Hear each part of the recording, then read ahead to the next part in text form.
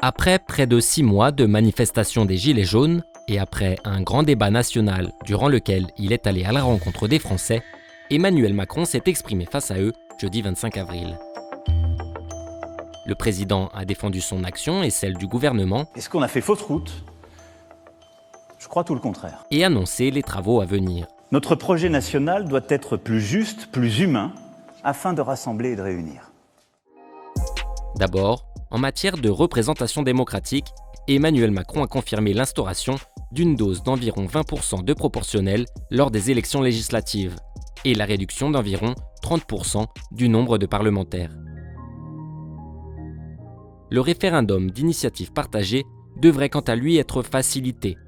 Pour rappel, celui-ci permet à des citoyens d'appeler à un référendum pour soutenir une proposition de loi. Le nombre de signatures nécessaires passerait donc de 4,5 millions à 1 million.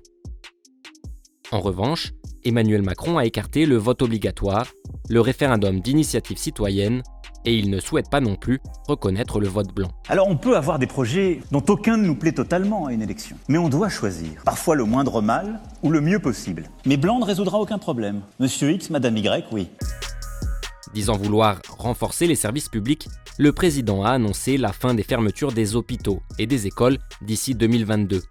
Il a indiqué en outre vouloir des classes de 24 élèves maximum de la grande section de maternelle au CE1. De plus, afin de simplifier les rapports des Français avec l'administration, différentes entités publiques pourraient être regroupées dans des lieux uniques.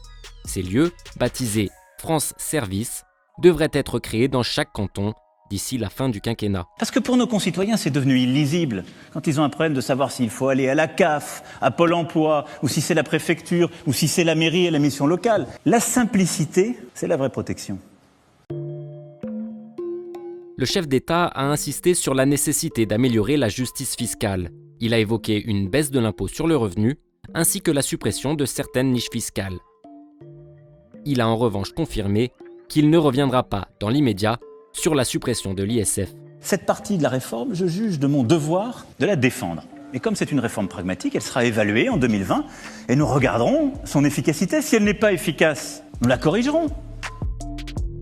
Mesure attendue, les retraites de moins de 2 000 € seront indexées sur l'inflation.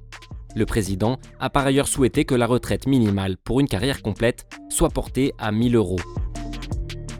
Mais plus polémique, Emmanuel Macron a appelé les Français à travailler davantage afin de financer les baisses d'impôts. Quand je nous regarde et je nous compare à nos voisins ou aux autres pays de l'OCDE, on travaille moins par rapport à la vie tout entière et on travaille moins rapporté à l'année. Représentation démocratique, services publics, justice fiscale, emploi, mais aussi lutte contre le changement climatique. En la matière, peu de décisions concrètes néanmoins. Le président a annoncé la création d'un conseil de participation citoyenne qui devrait être composé de 150 citoyens tirés au sort. Ceci aurait pour objectif de repenser les aides financières octroyées par l'État pour faciliter la transition énergétique.